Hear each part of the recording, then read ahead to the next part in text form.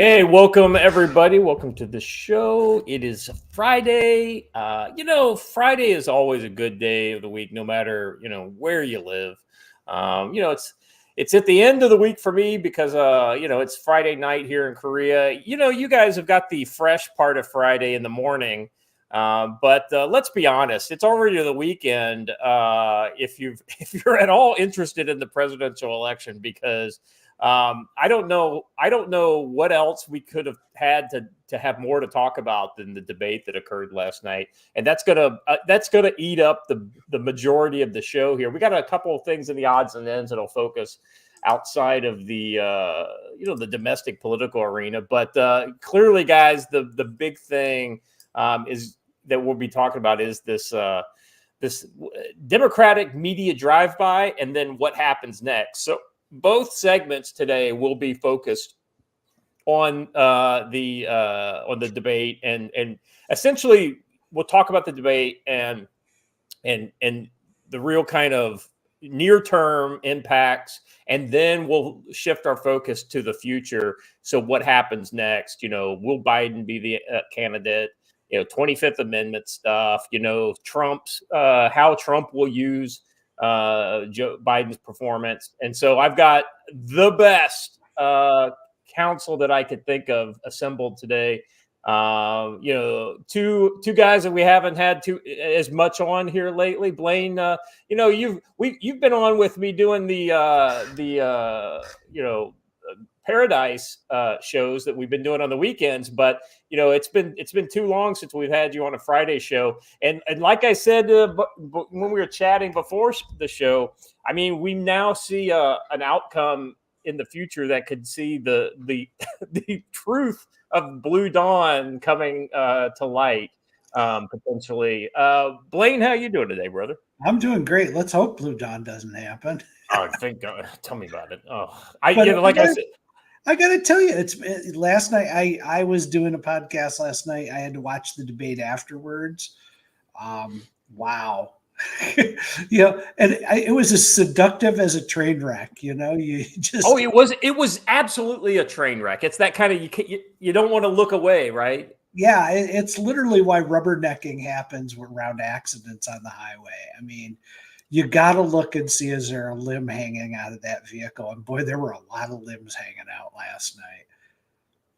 Yeah, no, absolutely. It was amazing. Real quick before I go any further, I want to make sure I acknowledge Hunch the Dirty Roofer has gifted 10 Future Conflict memberships. Thank you, Hunch. That's a pretty penny that you've dropped on us. We appreciate your patronage, and hope you guys had it turned on so you could receive those free memberships. Thank you very much. It's he that's can pretty gift awesome. memberships, but he can't answer his text messages. Wild. What? I don't know. Hey, by the way, we got a wild Ron spotting in the chat. Hey, Ron, if you're free, man, let me know. I'll send you the link. I'd love to get your take on what happened. But before I do that, though, Matt, man, it has been way too long since we've had you on the show. You've been a long time kind of popping inner. We've always got a seat saved for you on the CFC. How you doing, brother? I'm good, man. I'm good. We literally had the live show going on last night at Radio Contra while the debate was going on, and Joe, you were there, so that episode is up for your entertainment. It was kind of going on in real time, and I'll say that just to share kind of the intro to hear the quick and dirty on it. What I said last night's already coming true with regard to CNN. Trump went there to murder CNN.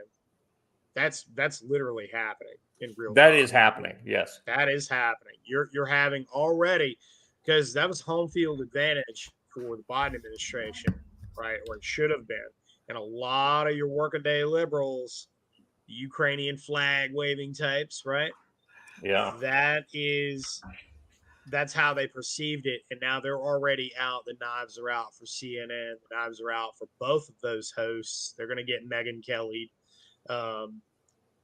Just look for it. Expect it. It's coming. CNN didn't win back any conservatives watching it. It's, that's not going to happen. That ship has sailed. And the liberals are not going to watch them anymore either. So this was a lose-lose. I think if somebody could have lost worse than Joe Biden last night, it's CNN. Yeah. Yeah, I agree with that. I think the fact that it's even on CNN is crazy. I was watching Tim Pool yesterday, this morning, I guess. And Tim Pool was like, why is it even on CNN? My key demos, I'm destroying key. It's like, so it's absolutely them trying to throw some sort of a bone to CNN. And in fact, they did the exact opposite of what they meant to do. All right, we'll get more into that a little bit later. Joe, my friend, how are you doing? I'm doing well, especially because yesterday Will Clark posted a photo of him representing Tactical Wisdom in Finland. So that was pretty awesome. And Hunch, I don't believe that for a second. We've all met you in person. We know that's not true. No, I'm just kidding. Anyway, we had a great time on Sons of Liberty last night. You should go listen to the episode. We had some pretty legit conversations about what really happened in Bolivia and what that means for American foreign policy in South and Central America. And Matt gave kind of a master's level lecture on U.S. history and involvement. So it was really good. We talked a lot about the 70s and 80s, including why Marines don't wear calculator watches. Or didn't in the 70s because they get calculator watches and then they spell out things like loose and 403 on their no, it's watch. Because there's no point. We can't add or do math anyway, so why have a calculator That's watch? What I'm saying. You just end up spelling out dirty words with just more shit to with numbers. Matt implied that I asked the sergeant for permission to take my boots off to count to 12. I don't ask permission, I just do things. So hey, anyway, I'd like to land that, bro. At least you can land half. We've real quick. We've got several people in the chat from X. I just wanted to say what's up to our viewers on X. We are live on YouTube, Rumble, and X. We will probably be cutting the YouTube feed at some point because this is a heavy domestic politics show. And you should probably open your chat over at Rumble. By the way, Matt. Scott, you have two. Oh yeah, I literally just saw them as you were saying that. All right, let me go ahead and get those real quick. Peter Shays helicopter tour for $5 says, "Listen, folks, I don't know what you saw last night, but Biden was on point and handily won. 81 million votes says so, and the media has been screaming it for the last 5 years. Biden must stay." And then he says. Peter Shays helicopters for $5 again says, "Shame on you to remind you all that Biden is on point with 81 million votes. Getter would be any talk of 25th Amendment or replacing Biden is a threat to democracy. DOJ must stop this insurrection." I mean, if it comes from Peter Shays helicopter tour, I call that authoritative and informative. Yeah. Well, those votes have already been cast. Let's put it that way. Exactly right. Speaking of authoritative, informative, Sniper, how you doing? I don't know where you think you just got that from, but how's everybody doing this morning? Oh, we're doing as good as we can do. I actually did not get to watch most of the debate until, I started watching it this morning. I'm only halfway through, and that's elder abuse, straight up. No, hey man, you cannot elder abuse a communist because they are communists. They deserve abuse of all natures and sorts up until death. Yeah, this is true. I'm just flabbergasted. Like I said, I'm only about halfway through it. I'm flabbergasted so far, and there's a whole lot of people that ought to go to jail for what they're doing to that corpse. Well, there's a whole lot of people that should go to jail, but very little of it's for what they're actually doing to Biden. Most of it's to what they're doing to the American people. Beating an elderly man. Anyway, very good. Thanks for being here, Sean. It's good to have you here. And last but not least, we have the very talented and all of a sudden not banned complains. He complains just a little bit on X, and all of a The sudden gets his resurrected account back. Watcher. That's exactly right. Yeah. Back from the dead. Watcher, how you doing, brother? Doing great. It was because of all of you out there. I firmly believe that I got unbanned. And maybe, I've got a thread if you guys are interested. I did a little bit of research, found out some pretty interesting things. If you happen to have gotten banned yourself, you might want to go check that out. There are some accounts you may want to block. Yeah. Though the ringleader got taken care of, they have many sock puppets that are verified and still up, and a lot of other friends. And they're somehow using a zombie Twitter regional account that should have been deleted but wasn't. So yeah, scary stuff. But hey guys, before we get into the show today, I had something that I wanted to share with you, and I thought a lot of you would probably appreciate this and be able to go participate in the best way. So we've got this little website that China Uncensored put together called Hong Kong Lenin Wall, and that's literally just hkleninwall.com. Now, what this is it's a service which allows you to pass anonymous messages, as anonymous as you want them to be, to the people who are democracy advocates who are remaining behind in Hong Kong.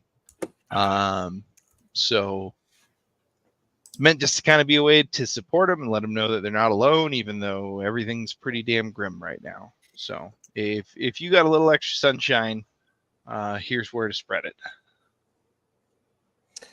Yeah, that's I think that, it's easy to write off people in China that are, let's be honest, they are virtual prisoners inside their country of a prison.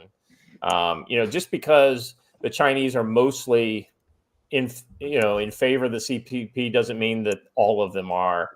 So the ones that yearn for freedom and individualism, I think it's good to have these kind of, touch points with that populace. So you never know what influence that could have down the line. So it's kind of hard for us to say, oh, I'm going to have an influence or I won't have an influence, because we just honestly never know. So anything like this, I think it's good, good effort. I agree. And somebody's got a question here that I think is fair. So are we sure this isn't an opt to flush out opposition? I would say that I trust Chris Chappell. He has an excellent record of doing nothing but exactly what the CCP does not want him to do, on a consistent basis, and they've fought against him on a consistent basis. Yeah, he has a very strong connection to the dissident population of Chinese, not only in the U.S. but kind of in the wider world. So he's the one who actually organized this and put it together, and he says that this is entirely anonymous and untraceable. So, yeah. Yeah, I mean, I'm inclined to believe it until I find out something different. Toes have entered the chat. Stormy says, whose toes pics is Joe looking at today? Hashtag never mind, LOL. Now, Stormy, Joe, you want me to put a picture of your toes on the internet? Because I will. I mean, I'm barefoot. Do I need to hold up the... Oh, just because you weren't awake doesn't mean it didn't get taken. So that's true. That's true. Welcome, Stormy. By the way, I also a wild Diatica in the chat. It's been too long. We appreciate you here, and all the other people in the chat. Thank you for coming. By the way, Matt was kind enough to share the stream over on his X account, so we've got. I can see we've got a goodly number of viewers coming at us from Brushbeater, the Brushbeater account. So thank you, brother, for that. It's always cool to get new people in. So if you are new and you haven't found us before, we are streaming live on X and YouTube and Rumble. So if you would give one of these accounts a subscription, like the video, share it out there. Let them know that some real men are here today commenting on the president and the pretenders debate from last night. I probably shouldn't say that. And we will get that word out. So thank you very much for being here. No, you're all right, Scott. Just leave it ambiguous and let people decide who is who. That's right. I didn't say who. I didn't say who. And both sides would probably agree with the characterization of the other. All right. So, shall we get into it? I introduced think so. this first one into the notes. So, you all right if I launch it? Yeah. Go ahead. Hey, folks, let's check in with Andy No, as we know that he's the man on the streets, or at least now has many other men on the streets. Hey, what happened outside the Atlanta thing? I think, Joe, your prediction was that it was going to get shut down by leftists, and boy, did they try. Apparently, masked leftists, militant leftists, among many other factions, tried to rush the CNN building, but were cut off by actually having adequate security.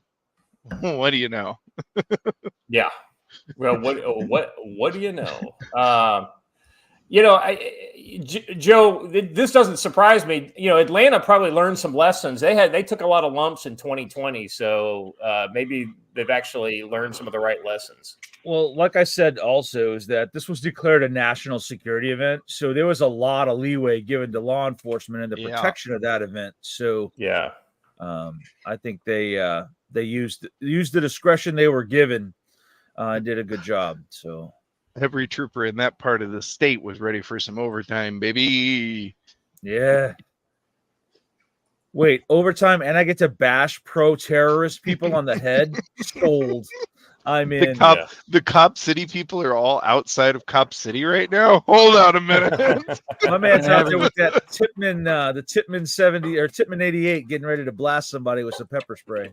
Yeah. I mean, having two different Secret Service details equaling what half the Secret Service probably doesn't hurt either. So that's true. Y'all do know who's funding the Stop Cop City in the Atlanta Antifa is, don't you? I've heard some things, but why don't you tell us, man? I'd love to hear from you. A guy named Fergie Chambers. Oh yeah, I heard about Fergie this. Chambers. So this is kind of one of the more annoying things about is that the Cox Communications guy? George Soros, right? George Soros, because Glenn Beck told me George Soros. No, the answer really is far more insidious than that. This is what I was talking about last night, how a lot of people on our side are binary thinkers only, because that's literally the only way that you can think. But Fergie Chambers, so who is this cat? He is the heir to Cox Communications, right? One of the wealthiest families in the United States, Cox Communications. All right. And because of this, he is a quote unquote professional revolutionary.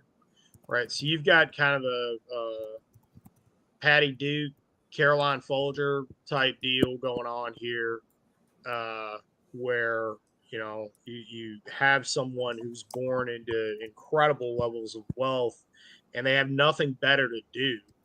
And so they get indoctrinated into communist ideals. That doesn't make them any less dangerous. Okay. It's very, very important. And this underscores what I've been talking about for a very long time now. And I love all the pushback that I get on it. You don't know what you're talking about. No, there's absolutely no way. Blah, blah, blah. Look, the militant left, the actual communists, are at war with the United States government. Yes. It is very difficult for some people's brains out there to wrap their mind around this concept, but they are. And because of the internal bias of the state security agencies, primarily the FBI, right? They have an internal bias because they came from these same grooming institutions that has created Antifa's foot soldiers in the current generation of it, right? So when you literally cannot see the forest for the trees because they can't, this is exactly what happens. And that's why this guy is flying under the radar, and this is the result. Yeah, I mean, exactly what's happening here. In fairness to Glenn Beck and his analysis of the Tides Foundation, Acorn, and all that kind of stuff back in the 2000s, right? I mean, it was those organizations that groomed essentially this guy. when he was in his early 20s and his college years. And he is absolutely a product of the neo-Marxist left kind of elite capture organization within the U.S. political system and the U.S. collegiate academia, right? And made possible by the Soros family, but you're absolutely right. Soros is like the seed capital for these guys, and then these new people and new money come in completely brainwashed and put their personal wealth to work in even more radical ways than even Soros is fairly tame nowadays when you look at the things that they put their money behind. These revolutionary communists are on a whole new level. The best way to be a capitalist is to completely control any and all opposition. Correct? Yeah, absolutely. That's what Soros is doing. That's all it is. How do you control that opposition? You control a country's lawmakers. That's exactly what it is. That's what it's been from the beginning. So it's neoliberalism economics with it. Now, the Marxists may align themselves with that because it benefits them short term. They'll do this. But you have to understand that the people who are at work, there's a lot of grassroots things that are happening here in the United States that absolutely are revolutionary Marxists, and they're doing it at the grassroots level. That seems to be a very difficult thing for a lot of patriots, conservatives, wrap their minds around. I'll dovetail that with saying, I know you got a super chat you got to get to, but I'm going to dovetail that by pointing out that the communist left refers to the United States government as fascists, right? Yeah. And there's a strong case to be made there. There's a very strong case to be made there. So they've aligned with them as an ally of convenience. And when you have the FBI in particular, the state security agencies, they've turned a blind eye to this because they feel that it's politically inconvenient to go after these organizations. Rather, if they go after folks on the right, they make their little list. They put, logos like my company logo up on there, and American Contingency as well, Mike Glover. They can put those on their little lists and throw them out there as these are DVEs. There's no politician that's going to stump for me or any of these other guys, right? They know that. They absolutely know that. So there you go. Hey. No, that's great. Let me get the super chat in here. Ursa Theodoros for $20 says, good morning, CFC. Nice to see Brush and Wisdom on today. Can't stand more than 2 minutes of the debate, so looking forward to y'all's take. So I'm glad to get this crew in here. Speaking of somebody we haven't introduced yet for this segment, Ron, my brother, I appreciate you being here. How's life in South Dakota treating you? Life is good. A little bit hungover after downing a 6-pack of Jack Daniels last night, playing the Biden-Trump debate drinking game. Oh my God! Whoa! God. But hey, for all you history buffs out there and nerds, that means you, Matt. There you go. I got a reaction. Good. You're not a deep fake. Is that today is also the anniversary of the assassination of the Archduke and his wife in Sarajevo. Yeah. The start of all our troubles. So, I mean, who knows? Yeah, no, absolutely. The funny thing is that there's so much kind of alignment with what's happening in the world right now with World War I. In fact, actually, there's more in common right now with the world with World War I than there is World War II. So, there's people trying to make a Putin Hitler analogy for a World War II mirror comparison. No, it's really the system of alliances is really the thing that's kind of at play right now. I adhere to the school of thought that World War II was just a round 2 of World War I. It really is. Yeah, that's exactly. They needed to take a 20-year breather after the freaking slaughter from World War I. I'm pretty sure even Churchill said the same, right? It was the ouster of the Habsburgs that led to World War II. But anyway, yeah. Yardic Boy for $10. That's $10 Canadian, but he's such a nice guy. We'll let him for $6.75. We'll let him have a $10 super chat. All right, we're reliving the 60s and the 70s. There's a direct line between Bill Ayers and the modern RevComs. It's the institutional capture of universities during that time that persists today. 100% correct. And listen, to back up what Matt said, I've long said everyone is so focused on Antifa, they're skipping over the RevComs, who are the actual threat. And I posted a bunch of RevCom documents back during 2020 where they said, look, we don't want Biden, we don't want Trump, we want a Marxist overthrow of the United States government. And that's the real threat. Right, and you got to remember where the original Antifa came from. I mean, in the 1930s and the late 1920s, the revolutionary communists in Germany were so on the back foot by kind of the growth of the fascist movement, the Nazi movement in Germany, that they basically, instead of saying we're for communism, they said we're against fascists, right? And that was how they branded themselves, because they were essentially fighting out of a corner, and they ended up getting their shit pushed in, is what ended up happening to them.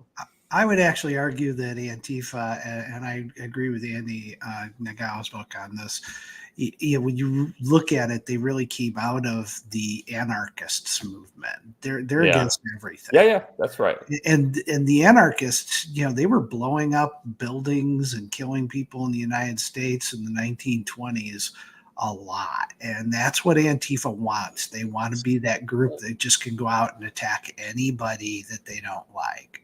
And Antifa is actually kind of historically illiterate in the fact that they continue to use the Iron Front logo.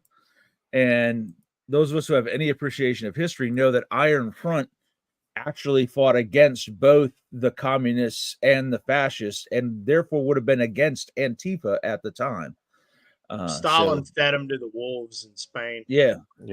That's if you look into that. In fact, that's one of the causal factors of Hemingway leaving Spain and leaving the International Brigade, was because of that.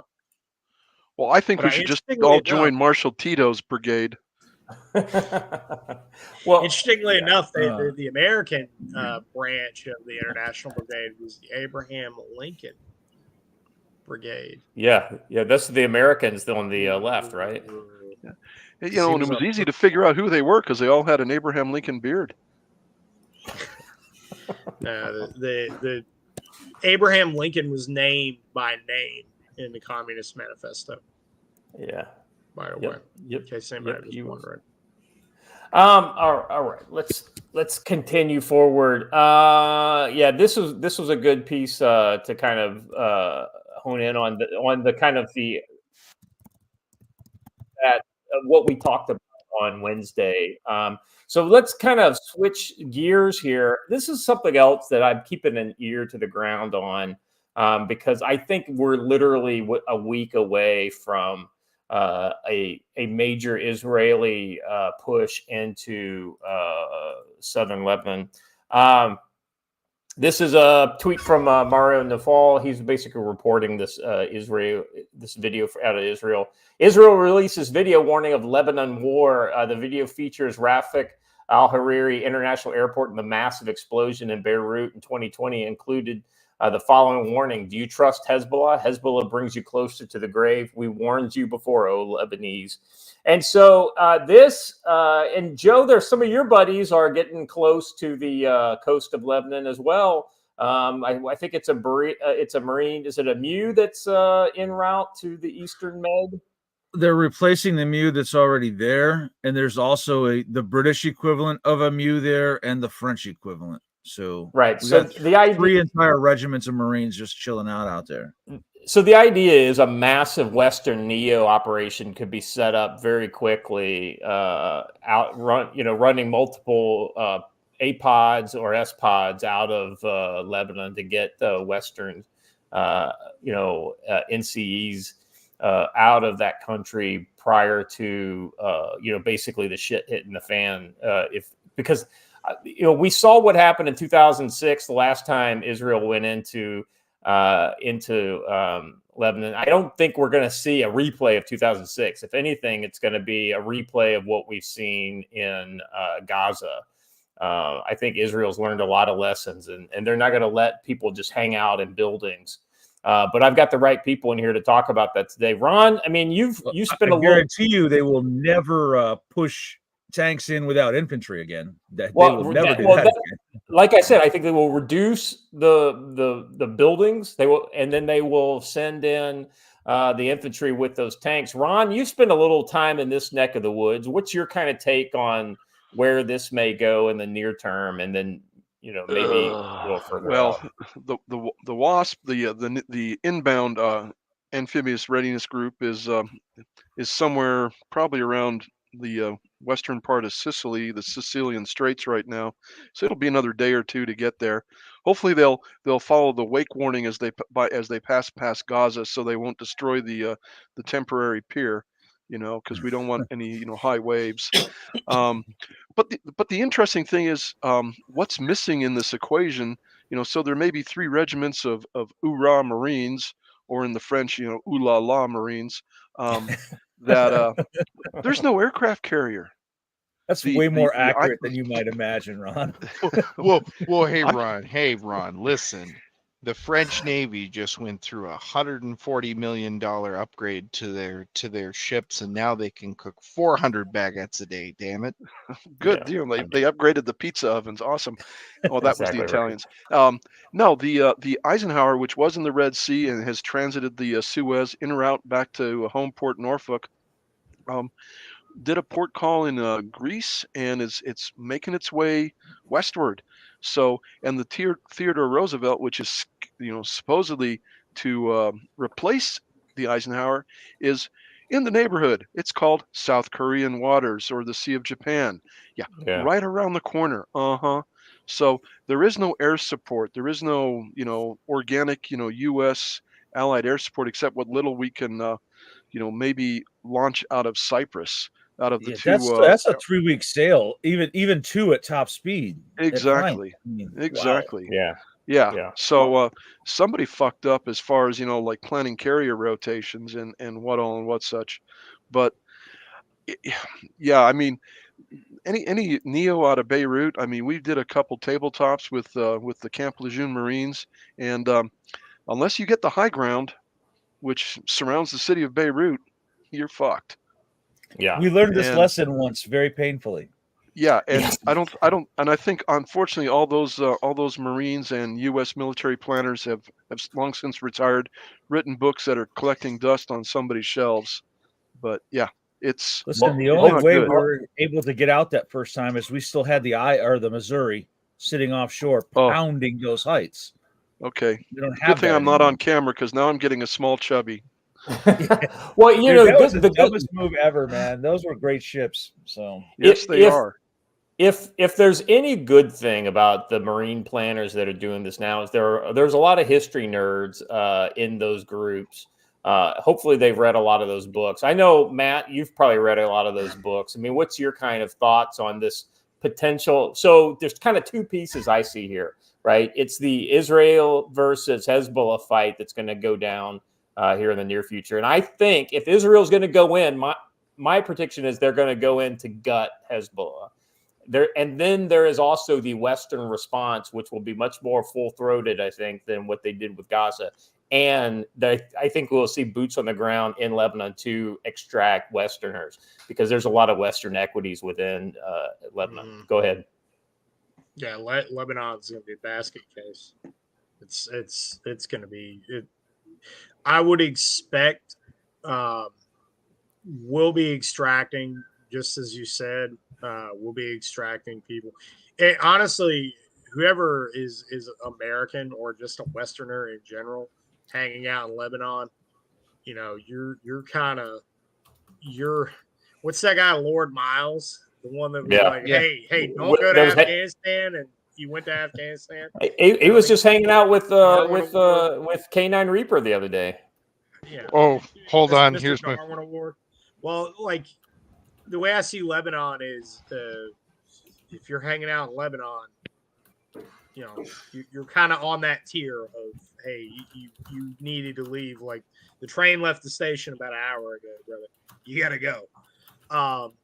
But there will be some effort like that in the beginning. I would expect it to look very much like the botched pullout of Kabul. where the United States, if in case anybody didn't remember, I know there's a lot of misremembered facts that are happening in the wake of the debate. If in case you don't remember, I'm old enough to remember Tony Kirby, Admiral Tony Kirby, by the way, going on TV saying, well, State Department people and U.S. contractors, you're going to have to make your own way to Hamid Karzai Airport because we just can't get to you. I see that happening again. And this is stuck on repeat. I mean, we did this in Chad. We did this in Niger.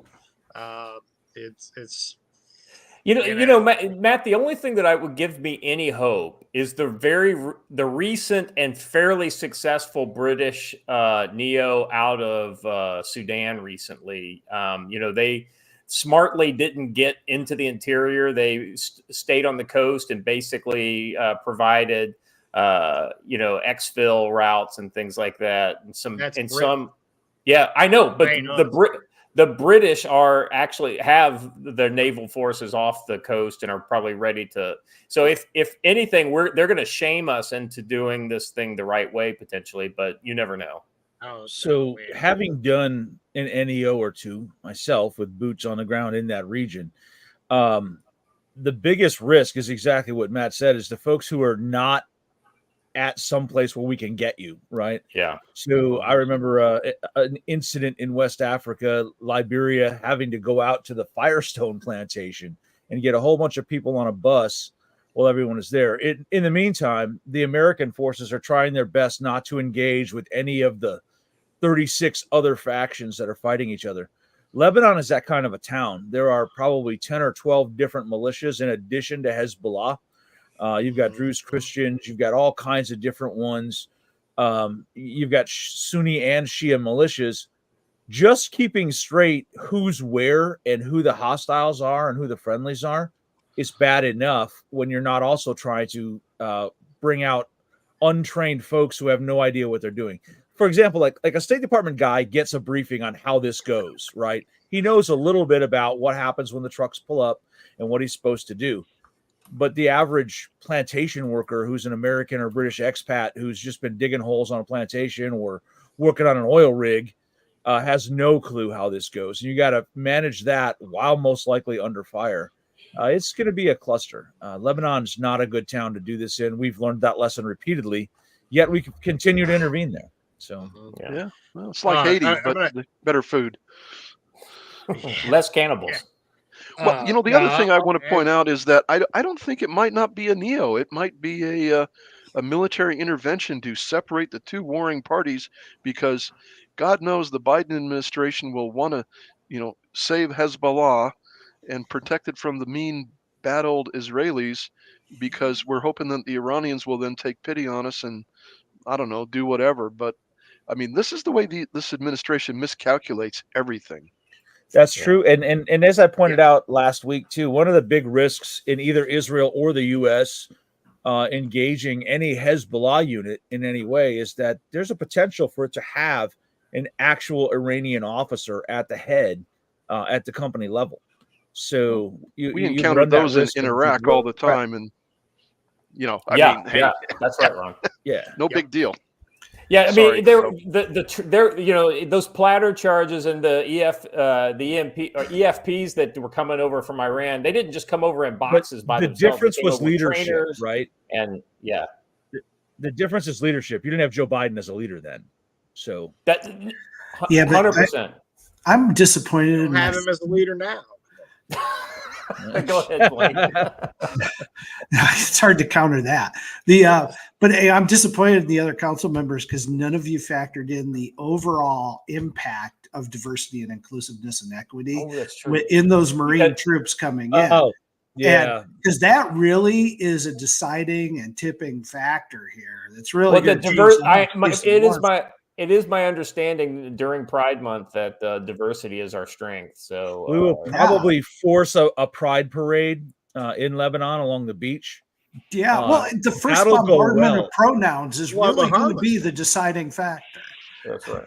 Well, these are issues that matter, folks. We can't even build a floating pier correctly, and yet we built it correctly. We built it correctly. We just built to spec. didn't take into the oceanography or the hydrography or whatever the word is from the Eastern Med into account. I mean, Yeah, the wave starts at Gibraltar and keeps on going until it hits the shores of Gaza. I mean, my God. Well, you don't send the army to build a pier. I'm sorry, But that's their job. The army actually has more seagoing or floaty vessels, more boats, yes, more boats than the U.S. Navy does.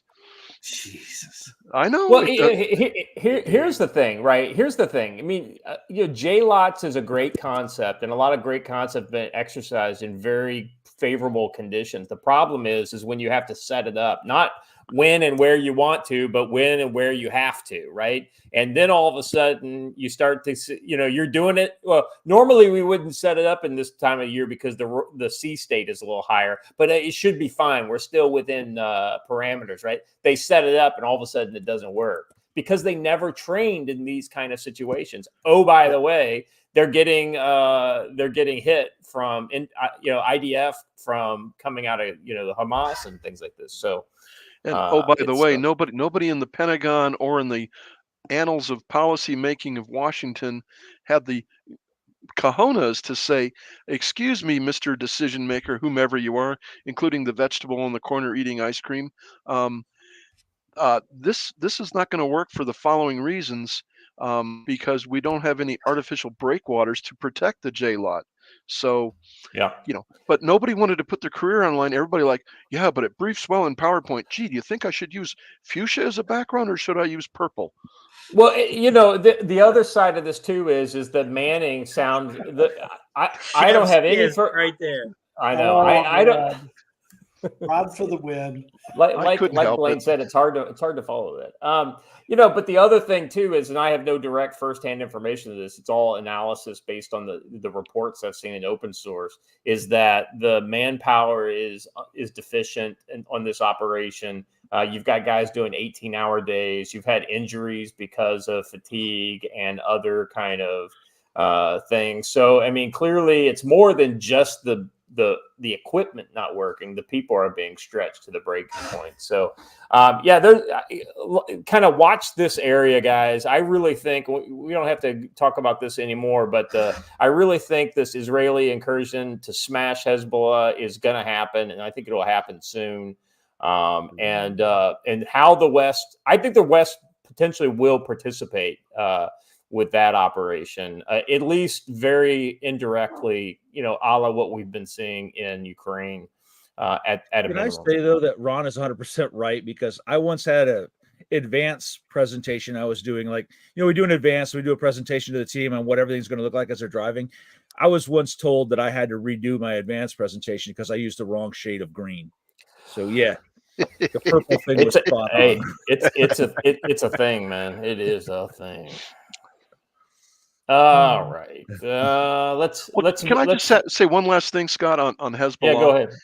The U.S. government has designated Hezbollah as a foreign terrorist organization, and if we had real leadership in the White House, we'd say, Iran, you want to sit this one out because we'll park a carrier in the Arabian Gulf, and we're going to help the Israelis eradicate this source of dysfunction in Lebanon and just wipe them out. I mean, I'm sorry. If you let Hezbollah fester, we're just kicking the can down the road, and the road is a dead end road, and it's not going we're almost at the end of the road. Yeah, there's no good to be found in Hezbollah. Go ahead, Matt. I'm sorry. I was going to say everything is. You're exactly right, but everything is about political liabilities, and I know that you know that it's all. Yeah. The insular DC thinking is how do we just shape public opinion until the next thing that happens, and I don't personally believe that they're really in control of anything.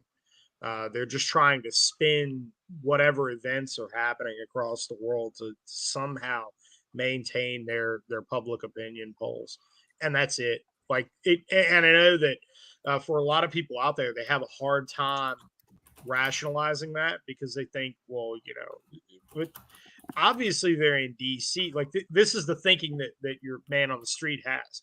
Obviously they're in DC. They can't be completely retarded.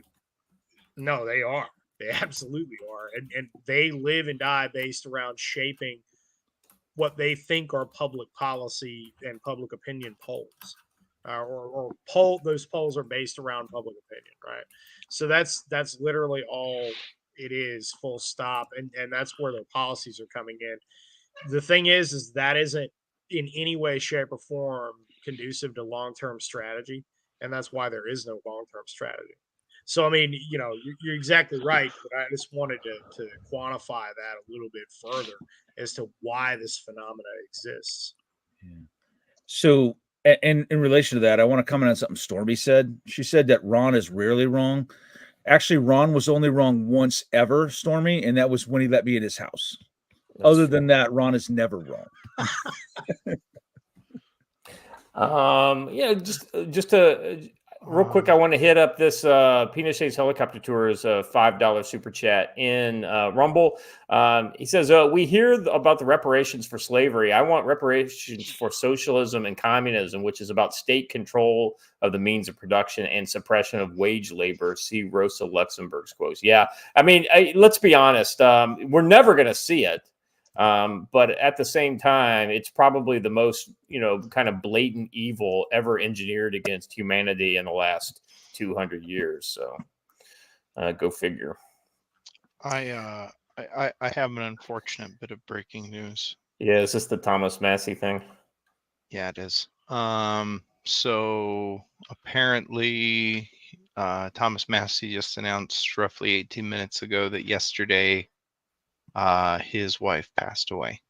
Yeah, they were high school sweethearts, and they've been married for 35 years. It looks like. Wow. I don't know if this was expected or not, but I do know that if it was expected, I don't think they had talked publicly about it. I tell you, I hate Thomas. Yeah, you hate to see this because this guy is probably one of the best guys in Congress right now, if not the best. So definitely, our prayers go to that family. They were apparently at Mount Rainier last week. So how sick could she have been, right? Yeah. Weird. Yeah, there she is last week touring Mount Rainier. I don't know. All right. Well, that's sad. Well, let's see. What do we got now here? Yeah. So we do have one more international story before we kind of break away to do the domestic piece here. Now, guys, you are all well aware of the impending delivery to Ukraine of the Western F-16s. In preparation for their arrival, I think Russia decided to help set the conditions. And they pummeled the airfield that is being prepared for the F-16. Guys, the one thing the Russians have showed themselves to be an absolute master of is these kind of multi-capability saturation raids by deep fires. This is a combination of sea-launched cruise missiles, ballistic intermediate-range ballistic missiles with the both Kinzhals and the Iskanders, and then also the slow-moving suicide drones. A lot of those are the Iranian Shahad ones that they've sent in. So it says here, widespread international media reports previously indicated that the first deliveries of U.S.-made F-16 jets to Ukraine from European partners would begin sometime this summer. The holdups have been in large part due to the significant time it takes Ukrainian pilots to be properly trained on the advanced aircraft, given they are used to Soviet airplanes such as the MiG-29. And they are about to be thrust into aerial combat in new equipment. Russia is not waiting around for the NATO planes to arrive, but is apparently taking preemptive action, with the Defense Ministry announcing Thursday that forces have struck air bases in Ukraine, which were set to house Western supplied jets. It said the long-range sea-based weapons to attack airfield infrastructure of Ukraine plan to accommodate aircraft from Western countries. The goal of the strike had been achieved. All designated targets have been hit. Back in March, Vladimir Putin said that during an address to the pilots, we will destroy their warplanes just as we destroyed their tanks. Guys, if you don't have places to put the aircraft and places to take the aircraft off from, you're not going to do anything.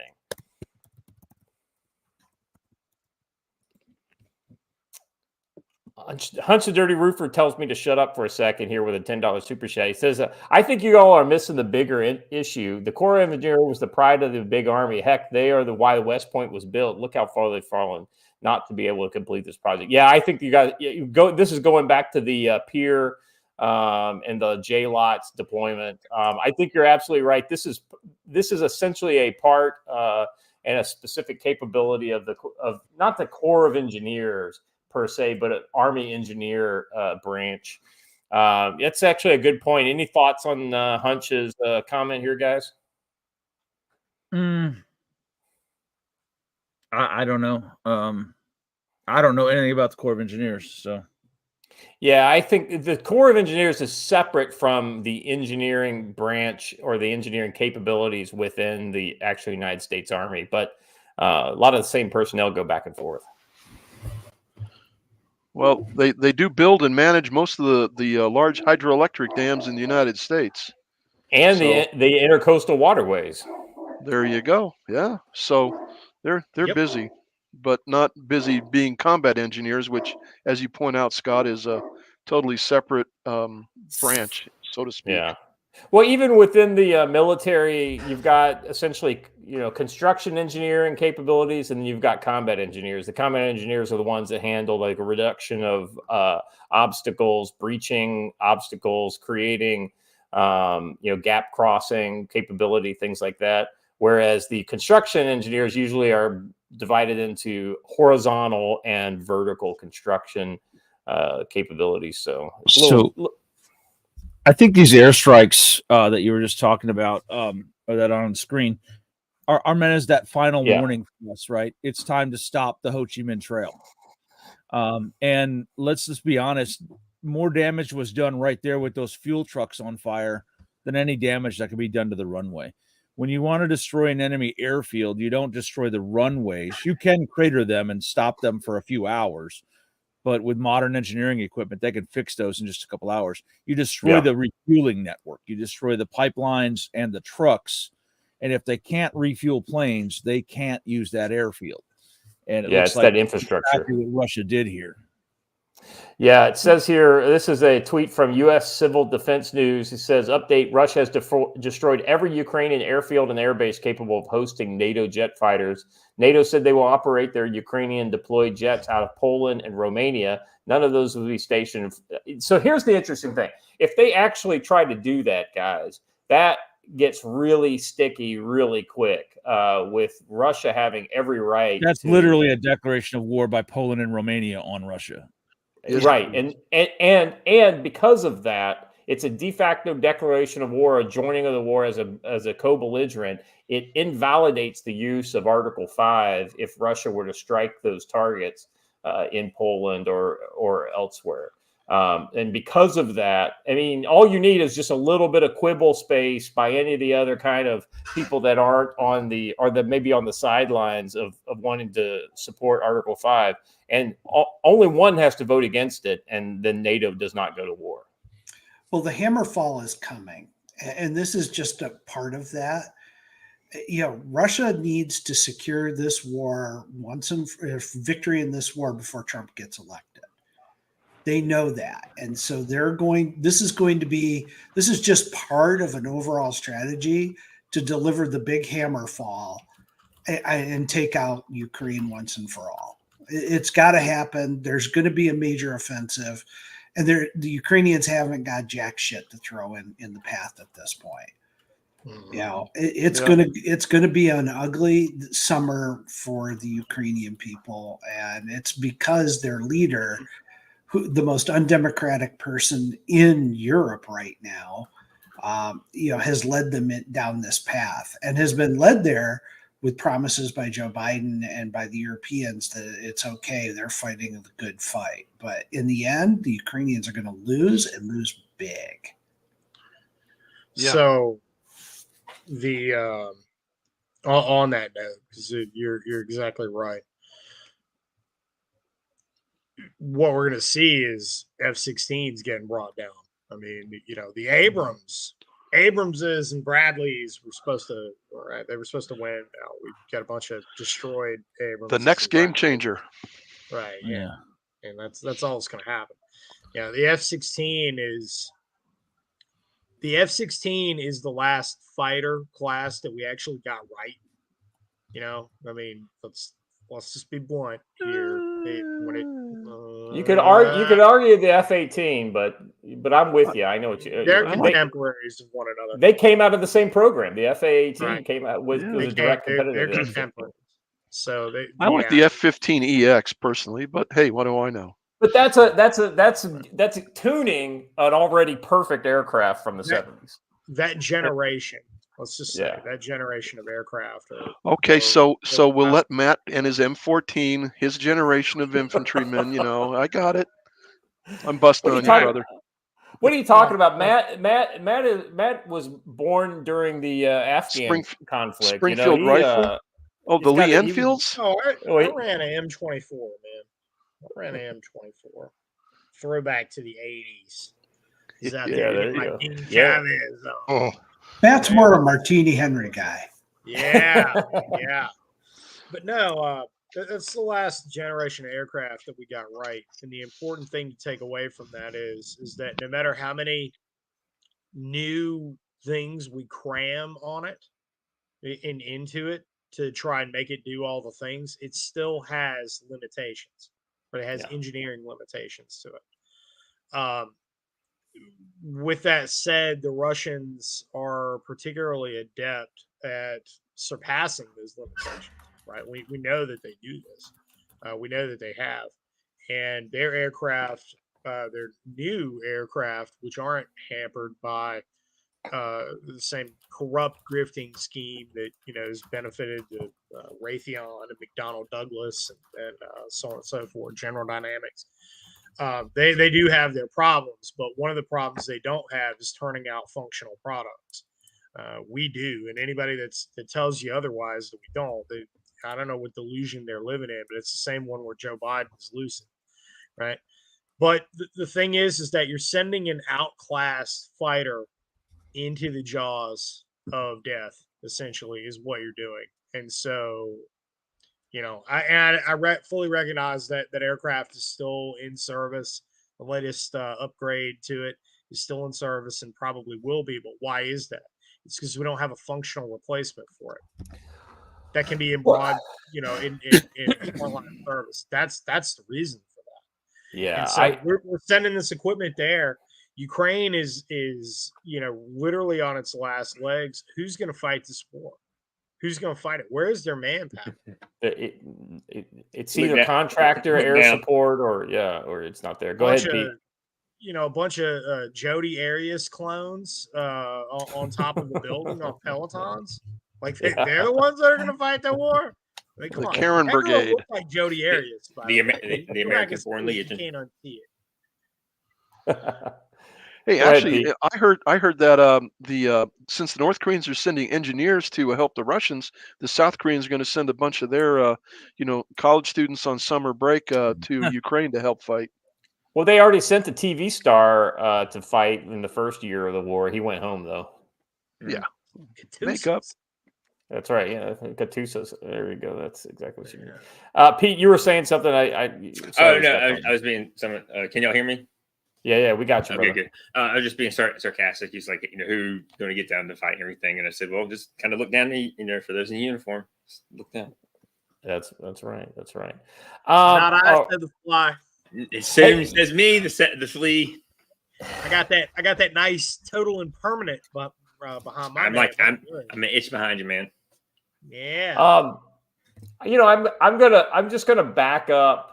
In a way, I'm going to back up what Matt said by saying that even if the F-16 was the perfect tool for the job that Ukraine needed, the problem is you're deploying a single system in a basically desert of other capabilities with no trained people. I mean, the M1, the Bradley, the Apache, the F-16, these are great systems, right? But if you employ them piecemeal, one at a time, by themselves, without the supporting combined arms doctrine that was designed to use them all together, you're essentially setting them up for failure. Almost like we've Especially, said that a few times on this show. I know, right? I mean, we sound like a goddamn broken record, but I feel like we have to continue to repeat these points in order to get it through people's heads, right? But again, there are other ways of warfare. Yeah, amen. And let's be honest, there some of the lessons we learned in the past don't apply to this war because it's a different situation, different time, different capabilities, different rules. All right, let's go ahead and let's do a little promo section, and then we'll say goodbye to our YouTube audience, and then we will switch over to Bongino's, our favorite freedom of speech pasta place for the domestic political roll-up from the debate. Real quick, Joe, why don't you tell us a little bit about what's going on with tacticalwisdom.com? Well, there are classes posted, new ones, including one in Tennessee. The Clark brothers harassed me enough about Tennessee that I put one on there. And ironically, they're the only people who haven't registered for a class in Tennessee. But it's there. I've got a class coming up in just a couple weeks in Montana. I've got a few guys signed up for community security, where we're going to be talking about how to set up checkpoints, roadblocks, how to run local security patrols, and gather local intelligence. In all honesty, guys want to go out and they want to do all the hardcore stuff. I want to learn the CQB. I want to practice taking buildings. But odds are 99% of your time is going to be spent manning a checkpoint at the front of your neighborhood or your farm. So you might as well come and learn the right ways to do it. I'm an officer. A couple weeks after that, we're going to be doing that same course down at the Brush Beater Training Center with the newly expanded Brush Beater Training Center, where in addition to running checkpoints and roadblocks, we'll attempt to herd Matt's cows. No, I'm just kidding. Matt's cows will kill me. They look pretty vicious. They might be. They might if you try to herd some of those the babies. The moms might get you. Come but on, anyway, they're all giant pussycats. Yeah. So I've got a few classes coming up at the Brush Beater Training Center, the August 23rd one, and then the September 13th one. Listen, if you're going to the October Scout and Recce course, you probably need to be in the September Fieldcraft course, just because you're going to learn some foundational skills that will improve your performance in the others. So come on out to a class. This is the year, we keep saying it, it's the year for training because bad things are coming down the road. Conflict is getting closer and closer within the U.S., and it's time to learn some things and get out and actually have some ability to do these things in real time. So come check out a class, buy some books while you're there. There will be some limited edition T-shirts that'll be posted, like this Got Baofeng T-shirt and the You're Already in the Collapse T-shirt will be on there. And I might have a couple of Rainbow Ramadan shirts to get rid of too. And Miss Allie assures me that they are all $18 each or 2 for $30 for the special edition ones, just because they're sitting around and we're moving and we need to get rid of them. So. Of note, the link to this page right here is in the chat that Stormy has posted it. Speaking of classes, let's talk a little bit about Matt. You're known for a class or two. Tell us about what you got going on with Brush Beater. Yeah, it's a little part-time gig I got going on. So, little side hustle, but no, in all seriousness. Brushbeater.store, you'll find the training calendar. You can we're under training courses. It's brushbeater.store/training courses. You'll find literally what isn't full up there, which is only a handful of classes left. We've got the scout courses for the remainder of the year are full. So, I've got people emailing me like, hey, can I get on a wait list? But I will be adding a date in 2025 in February for the scout course as well as April for out in October. That's April of 2025. That's how much demand there is. But there's a few classes that I've got on the calendar that still have some slots in them. The night operating course is one of the big ones that's coming up at the end of July. You definitely want to get in on that. If you're on the fence about night vision, thermal, whatever, you got all the questions, get in that class. Okay, get in that class because yeah, you do need the equipment. Okay, you're very foolish to sit and say, "Well, I don't need all that. I'll just get that off of somebody on the battlefield pickup or like whatever mental code." Loot drop. Like, no, look, you know what? Want to get it now and use it because it was a learning curve. But you do not need night vision for that course. By the way, you do not need night vision or thermal or any of that equipment for the course. If you do have that stuff, then that would be really cool. You're going to learn a lot on using it, shooting with it, how to zero IR lasers, why you want to zero an IR laser, why you want an IR laser, how you go about doing all that, differences between dual tubes, single tubes, right? So you're going to be doing some shooting, you're going to be doing some moving, you're going to be doing some driving under nods as well. And, you'll be driving, my equipment that I have here, my vehicles, range beater stuff. And, you're going to be taking that around. So it's going to be a good exercise on a lot of dimensions, covering a lot of ground and a lot of the things that you're going to be doing and can expect to do under night vision.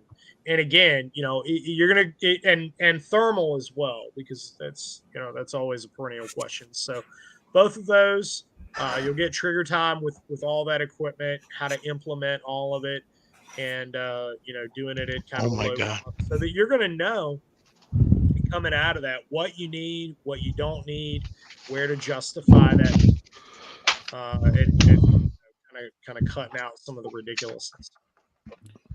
Let me tell you, if you've never driven under nods before, take the class because there's a famous driving school in Moyock, North Carolina, where the instructors still talk about the first time Dolio drove under nods because it didn't go well. You have to learn how to do that. That tree got close. Well, so somebody was making fun of me on the radio, and somebody else said, "Why are you laughing? You followed him." So. Anyway. I just want to say that I think both these courses are not actually addressing the needs of the consumer that are out there. And I'm sorry, Matt and Joe. I just got to say, I keep watching these videos of these inner urban gangs, smashing and grabbing into jewelry stores and other stores. We need to learn how to effectively do that. We need to learn how to do Battle Drill 6 as we go in and loot and pillage these stores. All this other stuff is just it's nice to have, but let's do the important stuff. You mean the proverbial we, right? Right. Oh, of course, the imperial we. Yes. Yeah, the royal we. No, I'm an American, not a royalist. Sorry. Whatever. Guys, big Lebowski. The royal we, man. Yeah. Exactly. Hey, I've been showing this video that you posted the other day. Way back when I was like, "Hey, listen, we need a new outlet for some dual tubes." And not only now do you have dual tubes in stock, but you have both articulating and the analogs, the old PVS 15s. What are these 31s and 15s? Pretty much the analogs, right? Or is it PVS 31s? Those are actually all three. The video that you have pulled up is the BNVDs, which are essentially PVS 15s. Is right. But the BNVDs that I carry, 1431s, and so it's basically two PVS 14s on a single power source. They're awesome. By the way, love them. I've been running a set of those for a while, but they are a little bit heavy. The articulating or the AR NVDs, those are significally lighter and very robust. And that's that one, right? The one with the tag on it is the articulating ones, right? Yep. Yeah. And I explained that in that video. PVS 31s, I do have those as well. I'm going to go on and give everybody a heads up going into the fall. Like this fall, night vision availability is going to become less, and there are product price increases that are coming. And that's not me. Believe me, I would like for them to be less expensive. But coming from Elbit and L3, that is what's on the horizon. So, like, and I'm telling y'all that as just like a heads up. Hey, if you're in the market for Gen 3 nods, this is where things are headed. The Gen 2 market, so going down market a little bit. Um, you know, yeah, I've got a number of night vision scopes in as well. Some that are Gen 3, some that are Gen 2. Both are pretty good. It's interesting because the Gen 2 ones are a contract overrun, and I'll just leave it at that. I'm not going to say who it was, what it was, but they're an overrun from an Eastern European country currently in conflict. So we'll leave it at that. But all of that though, like in the Gen 2 market, there are I think a lot of good options that are going to be coming out here soon. I have some of them in stock, but again, if it sounds like what I'm speaking is Greek right now, and you just don't understand anything about nods, never looked on, used them, don't have a clue, but you do at least know that you need them, because believe me, you do. Thermal as well. Again, get out into that class, and we're going to be, the night operating course the end of July. We're going to do all the things. Like you're going to come away from that course understanding, okay, here's what I need. Here's where maybe I can save some money on some things, because, hey, Gen 2, the Gen 2 night vision The Gen 2s are options, legit. They may be down market, but they are totally legit. I mean, most of the time I spent in Iraq was all under Gen 2, single tube nods. So and we were doing good work under that. So I mean, so these are amazing. I did a driving demo out in Wyoming with dual tube Gen 2 nods from AGM that I've got on and I just had a nightcap on and put those on and was driving a foiler around out there just to show the guys that, you can absolutely do it. It's not, you're not giving up a ton of performance in terms of functionality. And you're talking about, at that point, if you need dual tube nods, which is a strong case to be made for that, for depth perception purposes, you can end up saving a significant amount of money by realizing, like, hey, I tested this out. I think this is pretty rock and roll, like one guy had who bought a set of PBS 31s just because the internet told him that was what he needed. And he's like, they're nice, but I think this is kind of overkill for me. Yeah. Probably.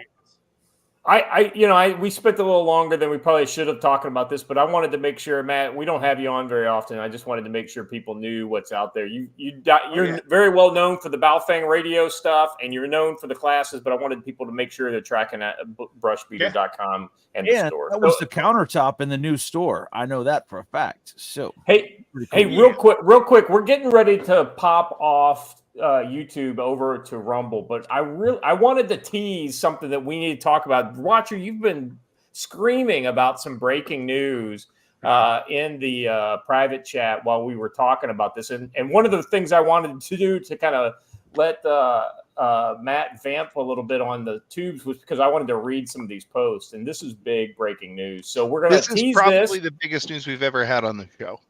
Yeah, we're going to tease this, and then we're going to go over to Rumble. And if you would, start dropping the links to the Rumble video in the chat so we can get people moving over. But go ahead, Watcher. Let's tease this issue. This is a two-parter. The court has just released 3 decisions, one of which I don't know about, but the first this is kind of important.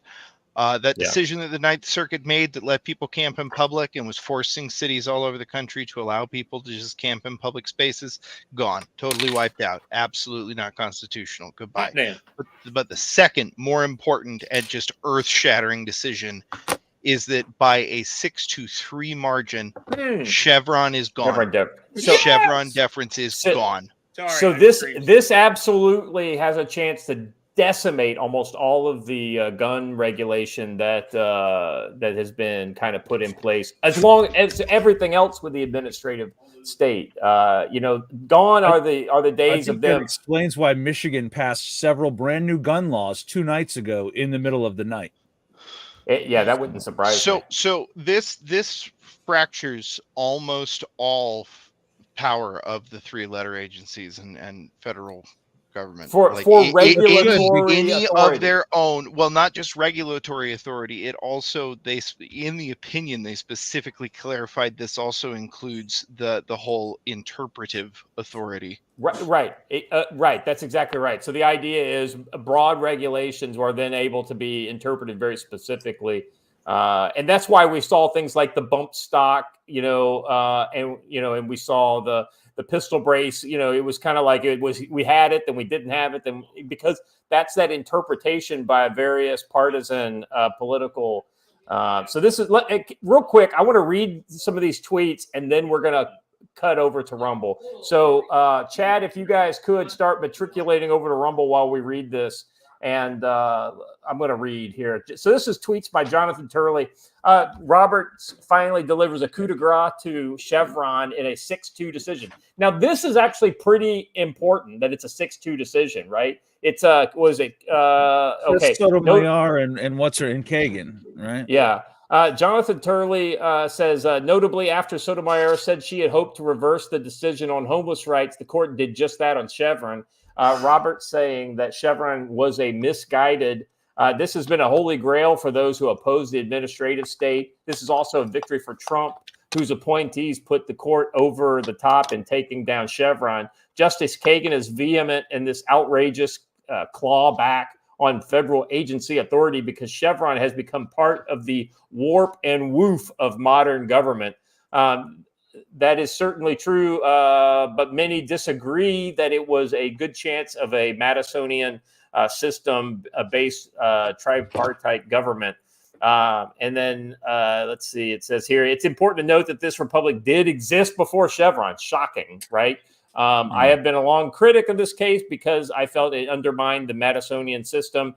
Courts will now perform their constitutional and traditional function. Here's the thing, guys. One of the things that's allowed Congress to be completely useless, is Chevron, right? I mean, if you've got the ability of the executive branch to basically decide whatever they want to do within the white space of legal legislation, then they've been able to kind of legislate by proxy through the executive branch. This absolutely destroys that ability and then forces Congress to do its fucking job. This is a big deal. All right, gentlemen, I appreciate everybody who's here. I think, Blaine, you're going to pop in about 20 minutes. So we got you still over on Rumble for a little bit. I want to make sure we hear a little more from you on this presidential debate before we go. Everybody else, if you're good, we're going to go ahead and move on over to Rumble.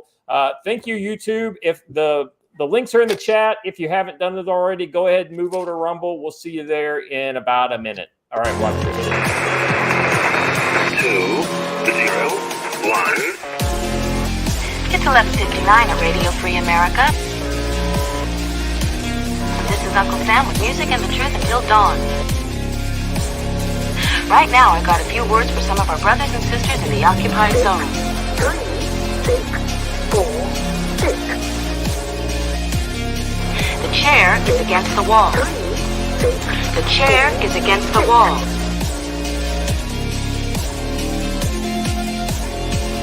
John has a long mustache. 8, 2, 5. John has a long mustache. 8, 2, 5.